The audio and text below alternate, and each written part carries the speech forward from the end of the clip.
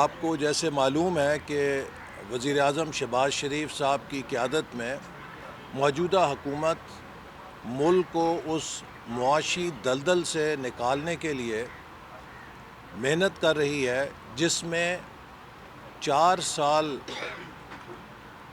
عمران نیازی صاحب کی حکومت کی ناتجربہ کاری، نااہلی کی سزا کے طور پہ پاکستان دھکیلا گیا۔ اور 2018 میں ہم اکثر کہتے تھے کہ ایک موٹر سائیکل ناتجربہ کار انسان نہیں چلا سکتا، تو 24 کروڑ کی آبادی کا ملک جو ایٹمی طاقت ہے، اس کی چابیاں اگر ایک ایسے شخص کو دی جائیں گی کہ جس نے کبھی زندگی میں یونین کاؤنسل بھی نہیں چلائی، تو وہ اس گاڑی کا ایکسیڈنٹ ہی کر سکتا ہے، اسے منزل پہ نہیں پہنچا سکتا۔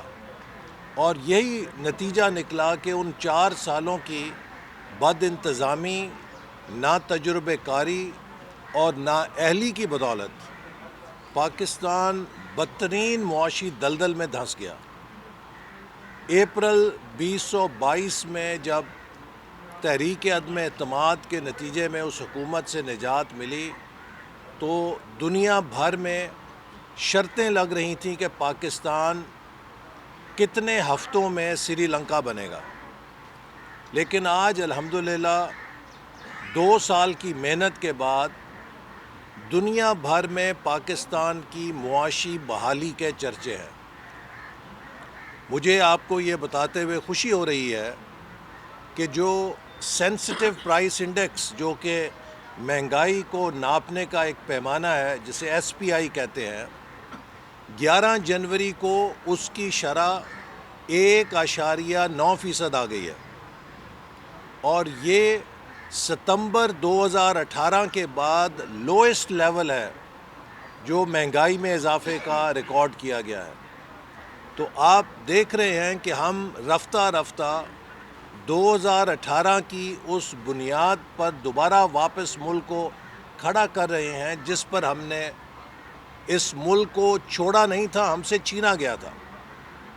اور اس بدحالی سے نکلنے کے لیے اب حکومت نے جو معاشی ایجنڈا اپنایا ہے، اس کے نتائج سامنے آ رہے ہیں۔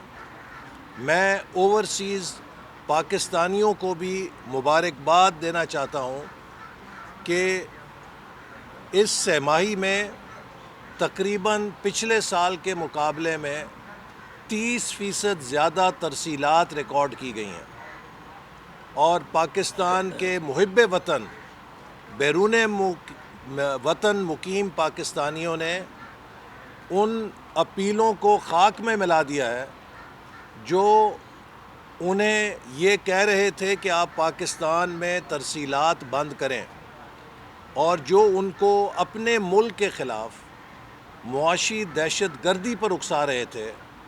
میں بیرون ملک مقیم پاکستانیوں کو خراج تحسین پیش کرتا ہوں کہ انہوں نے ان اپیلوں کو خاک میں ملاتے ہوئے اڑان پاکستان میں اپنا حصہ ڈالا ہے۔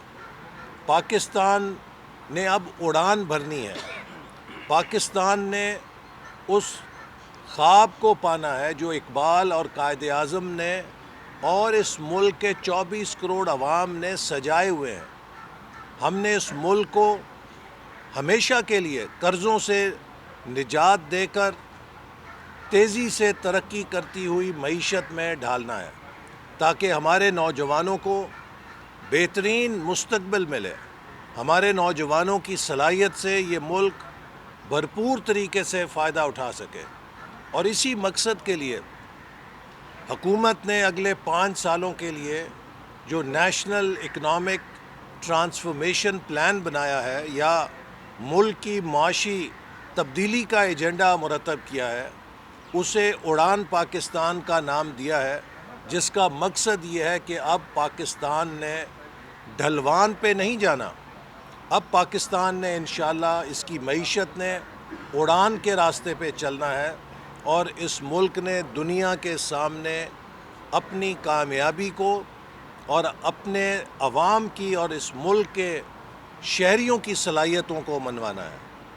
میں سمجھتا ہوں کہ اب وقت آ گیا ہے کہ ہم حکومت میں ہر پاکستانی کو اس کے خواب حقیقت بنانے کے لیے امپاور کریں، نوجوانوں کو بہترین تعلیم دیں، نوجوانوں کو بہترین ہنر دیں، نوجوانوں کو بہترین ڈیجیٹل سکلز دیں، زراعت کے اندر کسانوں کو جدید ٹیکنالوجی دیں، ایکسپورٹرز کے لیے جو رکاوٹیں ہیں انہیں ختم کریں تاکہ پاکستان کی مصنوعات، پاکستان کی برآمدات پوری دنیا کی منڈیوں میں میڈ ان پاکستان کے لیبل کے ساتھ اپنا مقام پیدا کریں۔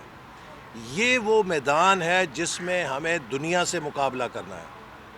آج دنیا میں گالی گلوچ کا مقابلہ نہیں ہے، آج دنیا میں ایک دوسرے کے ساتھ معیشت کا مقابلہ ہے۔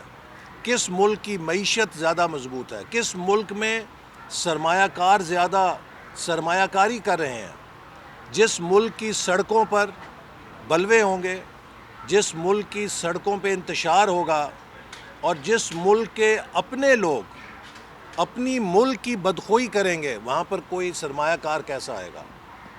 آج پی ٹی آئی وہ کام کر رہی ہے جسے کرنے کی کبھی رو کو ہمت نہیں ہوئی تھی۔ پاکستان کی مسلح فوج کے خلاف کبھی رو نے اتنی منظم مہم نہیں چلائی جتنی پی ٹی آئی کا میڈیا سیل آج مہم چلا رہا ہے۔ امریکہ میں، یورپ میں تمام رائے عامہ کی توجہ فلسطین اور کشمیر سے ہٹا کر پی ٹی آئی پاکستان پہ لانے کی کوشش کر رہی ہے۔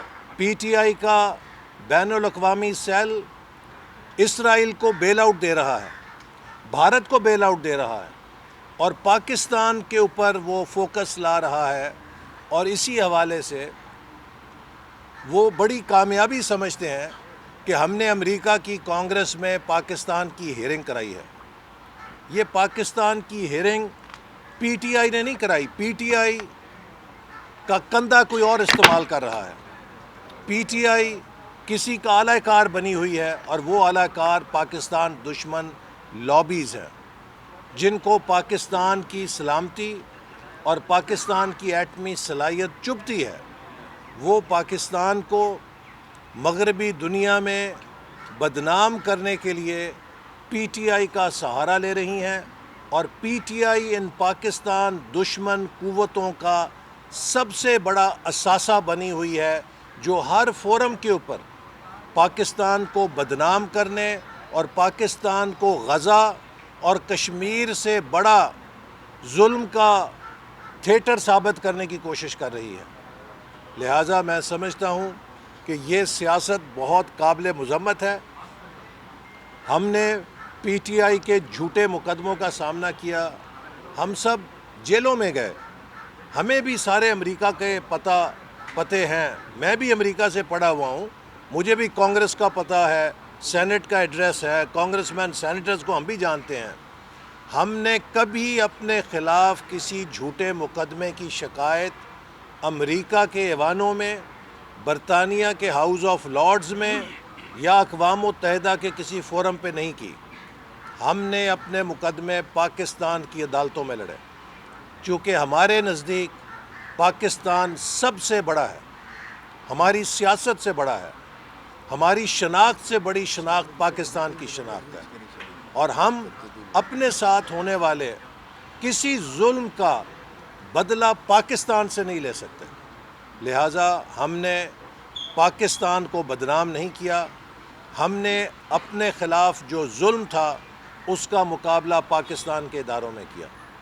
آج پی ٹی آئی جو مظلوم بن رہی ہے، مجھے اس بات کا جواب دے کہ اگر کوئی لیڈر 50 ارب روپے جو پاکستان کے خزانے میں جمع ہونا چاہیے تھا، وہ 50 ارب روپیہ کے جو برطانیہ نے پاکستان کو لوٹایا تھا، اگر پاکستان کے خزانے میں جمع کرنے کی بجائے اپنے کسی دوست کے اکاؤنٹ میں جمع کرا دے جہاں اس نے سپریم کورٹ کا جرمانہ ادا کرنا تھا، تو کیا یہ ڈاکہ نہیں ہے؟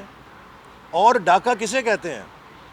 جو دوسروں کو ڈاکو کہتے تھے، یہ ڈاکے کا تو کوئی ثبوت مزید چاہیے نہیں، ہر چیز ریکارڈ کے اوپر موجود ہے۔ پھر جو دوسروں کو کہتے تھے رسیدیں دکھاؤ، جب ان سے کہا گیا کہ جو آپ نے تحائف لے کے بیچے ہیں ان کی رسیدیں دکھائیں، جو رسید پیش کی وہ بوگس نکلی اور جعلی نکلی۔ تو دوسروں سے رسیدیں مانگنے والے اپنی رسیدیں جب پیش کرتے ہیں تو بوگس اور جعلی ہیں۔ بھئی آپ اصلی رسیدیں پیش کر دیں تو آپ رہا ہو جائیں گے۔ تو کوئی ظلم نہیں ہو رہا، آپ نے اس ملک کے ساتھ کرپشن کی ہے، اس ملک کے پیسے کو ڈاکہ ڈالا ہے، اور آپ نے قیمتی تحائف جو آپ کو ملے وہ سستے داموں بیچ کے فائدہ حاصل لیا ہے۔ یعنی کہ وزیر اعظم کے جو تحفے تھے ان کی مالیت کم تھی اور وزیر اعظم کے جو سٹاف تھا اس کی مالیت زیادہ ہے۔ دنیا میں کہاں ایسے ہوتا ہے؟ تو جو صادق اور امین ہے ان کا اپنا کردار تو یہ ہے۔ تو لہٰذا یہ سیاسی قیدی نہیں ہے، یہ کرمنل چارجز کے اوپر قیدی ہیں۔ لہٰذا اگر کرمنل چارجز پہ قیدی ہیں تو آپ کو عدالت میں جا کر اپنی بے گناہی ثابت کرنی ہے اور ریلیف لینا ہے۔ حکومت تو آپ کو رہا نہیں کر سکتی۔ وہ کہتے ہیں جی حکومت ایگزیکٹو آرڈر سے رہا کرے، تو پھر آپ جرت پیدا کریں نہ، کہیں آپ اپنے لیے این آر او مانگ رہے ہیں، آپ این آر او چاہتے ہیں۔ تو یہ وہ تاریخ کا انتقام ہوتا ہے جو دوسروں سے وہ کہتا تھا کہ جی ہمیں یہ این آر او مانگتے ہیں، آج وہ خود این آر او کے لیے بھیکیں مانگ رہے ہیں کہ ہمیں این آر او دے کے رہا کیا جائے۔ میں سمجھتا ہوں کہ اب اس طرز سیاست کا پاکستان کی ترقی میں کوئی جگہ نہیں ہے۔ پاکستان کی سیاست میں اب صرف اس سیاست کی جگہ ہے جو ملک کی معاشی ترقی کی سیاست ہو۔ ہمیں پاکستان کو ایک مثبت سمت میں لے کے جانا ہے۔ آج سے 22 سال بعد 2047 میں ہم نے بھارت کے ساتھ تاریخ کے کٹہرے میں کھڑا ہونا ہے، اور ہمارا یہ تہیہ ہے کہ ہم اگلے 5 سالوں میں ایسی انشاءاللہ بنیاد فراہم کریں گے کہ 2047 تک پاکستان بھارت کو ترقی میں پیچھے چھوڑے گا انشاءاللہ تعالی، اور ہم پاکستان کو دنیا کی صف اول کی معیشتوں میں شامل کرنے کے لیے ایک مضبوط بنیاد چھوڑ کر جائیں گے جس کو ہمارے نوجوان آگے لے کر چلیں گے۔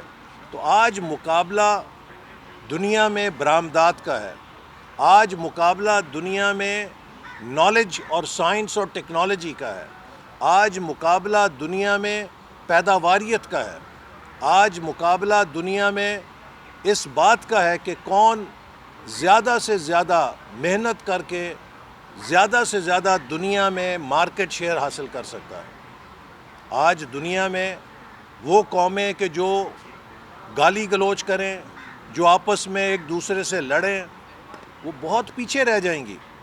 ہم اب وقت ضائع نہیں کر سکتے، اس لیے اڑان پاکستان کو ایک پائیدار ترقی دینے کا وہ منصوبہ ہے جس کا اعلان وزیر اعظم شہباز شریف نے کیا ہے، اور ہم انشاءاللہ تعالی اس منصوبے کے تحت پاکستان کے ہر علاقے کی ترقی کے منصوبے شروع کریں گے، اور صوبائی حکومتوں کے ساتھ مل کر ان شعبوں میں بھی جو صوبوں کے پاس ہیں، چاہے وہ تعلیم ہے، چاہے وہ صحت ہے، چاہے وہ زراعت ہے، چاہے وہ بہبود آبادی ہے، ان سب شعبوں کے اندر بھی ہم انشاءاللہ تعالی پاکستان کی صلاحیت میں اضافہ کریں گے۔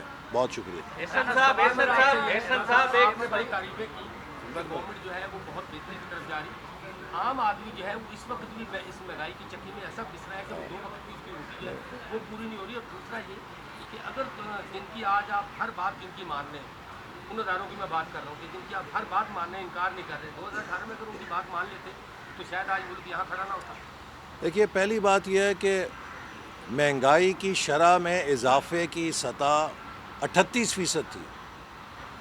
اگر وہ 38% سے گر کر تقریباً 4% کی اوسط پہ آ گری ہے تو اس سے بڑا ریلیف کیا ہو سکتا ہے کہ جو چیز آج 100 روپے کی ہے، اگر یہ 38% کے حساب سے مہنگائی میں اضافہ رہتا تو شاید 138 کی ہوتی۔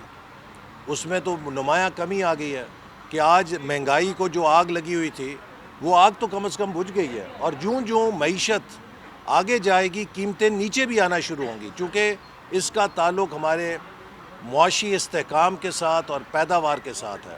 تو لہٰذا میں سمجھتا ہوں کہ اتنے قلیل عرصے میں مہنگائی میں اضافے کی شرح کو 38% سے 4% سے کم پہ لے آنا یہ حکومت کی بہت بڑی کامیابی ہے. اور انشاءاللہ آئندہ آنے والے وقت میں ہم دیکھیں گے کہ مزید قیمتوں میں استحکام کے بعد اور ٹھہراؤ آئے گا اور اس قیمتیں کم بھی ہوں گی.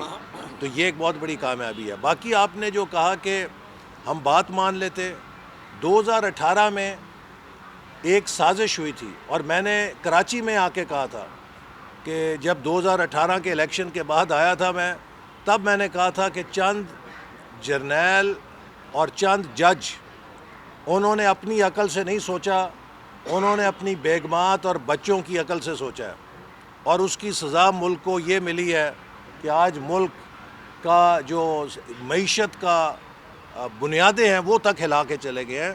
اور 2018 کا جو تجربہ کیا گیا ہے میرے نزدیک وہ 1971 کے حادثے سے کم نہیں ہے. کیونکہ اگر مسلم لیگ نون کی حکومت کو زبردستی نہ نکالا جاتا 2018 میں اور 18 اور 23 کے درمیان پالیسیز کا تسلسل رہتا، تو آج پاکستان کی حیثیت بالکل مختلف ہوتی. پاکستان کا شمار دنیا کے تیز ترین ترقی کرنے والے معیشتوں میں ہو رہا ہوتا. تو وہ ایک سازش تھی جس کے کردار خود تاریخ کے سامنے آ چکے ہیں اور وہ پکڑ میں بھی ہیں، اور آپ دیکھ رہے ہیں کہ آج وہ کسی کو منہ دکھانے کے قابل بھی نہیں ہے. اور انشاءاللہ اب ہم اس سے نکل آئے ہیں، اور اب میں سمجھتا ہوں کہ سب سے بڑا جو اس کا فائدہ ہے وہ یہ ہے کہ آج پاکستان کی ریاست کے تمام ستون اس بات پہ متفق ہیں کہ پاکستان میں سیاسی عدم استحکام اور پاکستان میں سیاسی بے یقینی پاکستان کے عوام کے مستقبل کے لیے زہر قاتل ہے. اور کوئی ادارہ کسی ایسی سازش میں شریک نہیں ہے کہ جس سے ملک کے اندر کوئی پولیٹیکل انسٹیبلٹی ہو.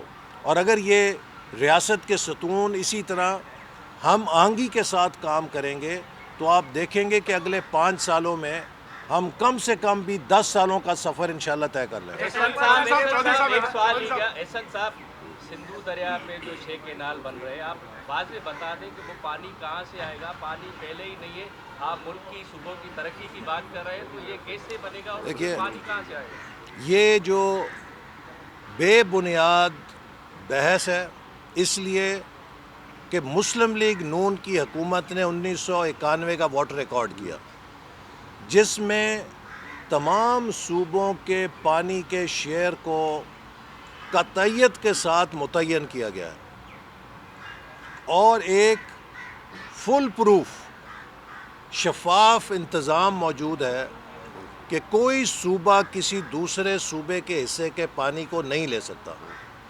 لہٰذا سندھ کے حصے کے پانی میں کمی کا سوال ہی نہیں پیدا ہوتا. یہ بتائیے گا کہ بلاول صاحب بول رہے ہیں یہ احسان صاحب پھر جواب دے رہے ہیں، 1 منٹ آپ کو دے رہے ہیں. ہاں جی، کیا ہم نے ان سے علیحدگی اختیار کرنا ہے اور اس کے بعد حکومت کن کو؟ اس پر کیا بلاول صاحب کہہ رہے ہیں کہ کیا ہم حکومت سے جس دن عدالت ہوتے تو اسی دن حکومت گر جائے گی. اسی کے ریلیٹو دوسرا سوال ہے کہ جو پانی کا مسئلہ ہے اس پہ بھی بلاول صاحب نے بیان دیا کہ وہ کالا بیڑ ڈیم کی طرح تنازع اس پہ بھی ہو جائے گا. یہ دونوں سوال ہے، ایک تو بلاول صاحب کا سوال ہے کیا کہیں گے. دیکھیے، پیپلز پارٹی ہماری کولیشن پارٹنر ہے اور ہمارا ایک بہت اچھا میکنزم ہے نائب وزیر اعظم اسحاق ڈار صاحب کی نگرانی میں، جو کہ کولیشن پارٹیز کے درمیان جو معاملات ہیں ان کو طے کرتا ہے. لہٰذا جو بھی کوئی کسی قسم کا تحفظ ہوتا ہے کسی بھی فریق کا، اس فریم ورک کے اندر اس میکنزم میں ہم اسے بڑی اچھی طرح ریزالو کرتے ہیں. تو کوئی ایسا اختلاف نہیں ہے کہ جس سے کولیشن کو خطرہ ہو. لہٰذا میں سمجھتا ہوں کہ یہ ایک صرف ایک پریزمپٹیو سا یا ایک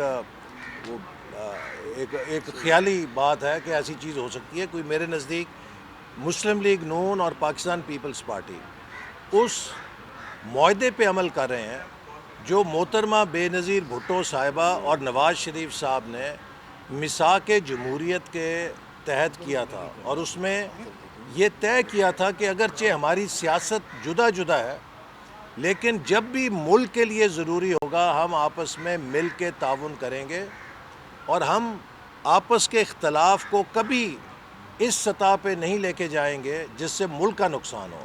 تو میں سمجھتا ہوں کہ دونوں جماعتوں نے بہت میچیورٹی کے ساتھ میثاق جمہوریت کے معاہدے کی پاسداری کی ہے اور آئندہ بھی انشاءاللہ کریں گے. چودھری صاحب جو الزامات آج پی ٹی آئی پہ یا عمران خان پہ لگ رہے ہیں وہی الزامات کل مسلم لیگ نون پہ اور میاں صاحب پہ لگ رہے ہیں.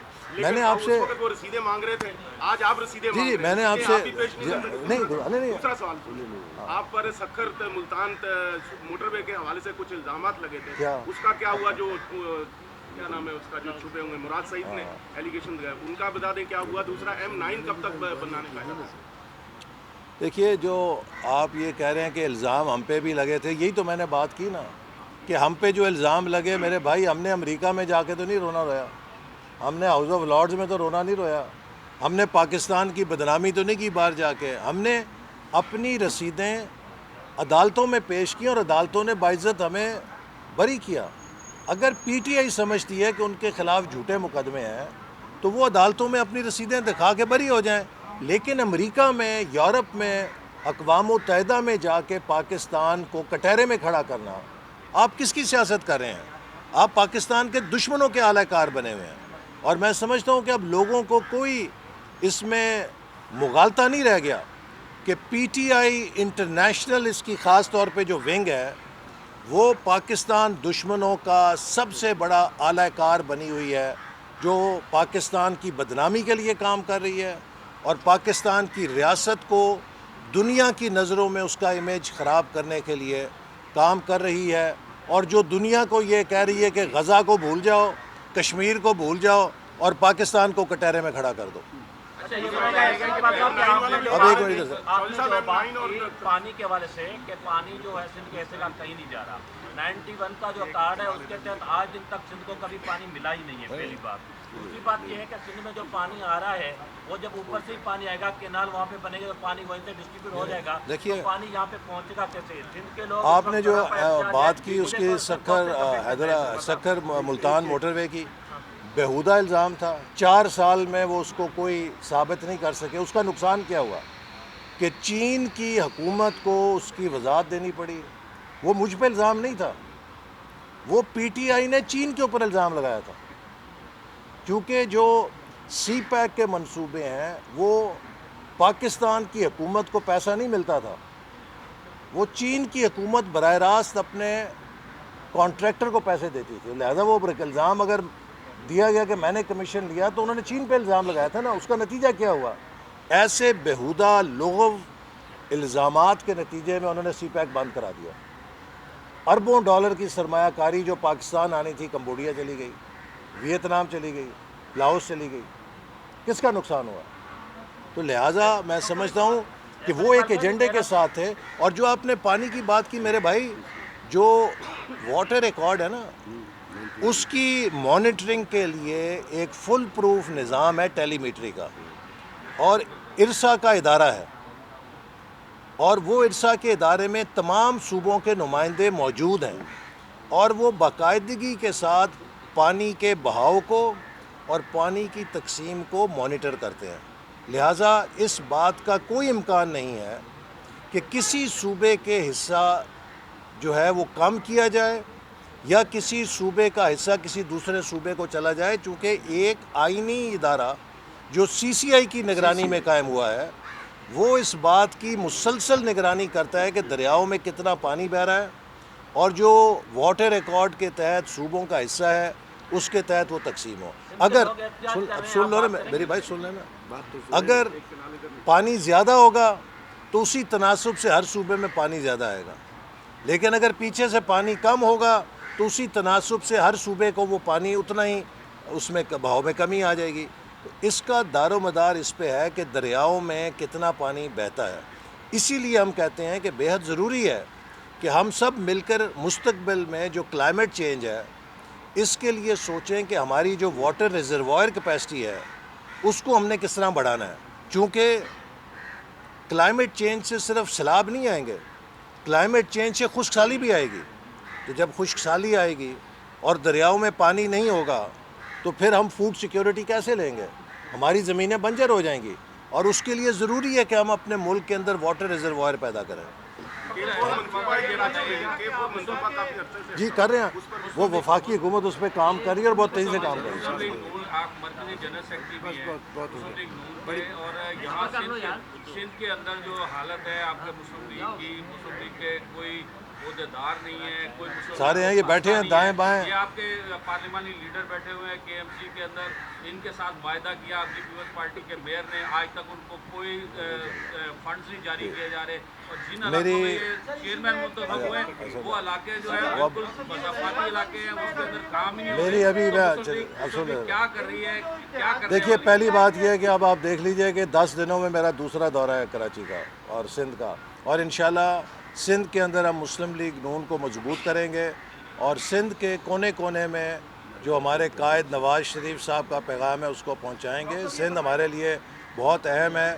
जहां तक आपने कराची बल्दिया की बात की, अभी मेरी मेयर साहब से गुफ्तगू हुई है और उनके साथ हमने जो हमारे पार्लिमानी पार्टी है उसकी मीटिंग तय की है ताकि इनकी मेयर साहब ने यकीन दिलाया कि जो शिकायत है उनका इजाला किया जाएगा। बहुत शुक्रिया। सर हाजी साहब ने बाज़ाब्ता शमूलियत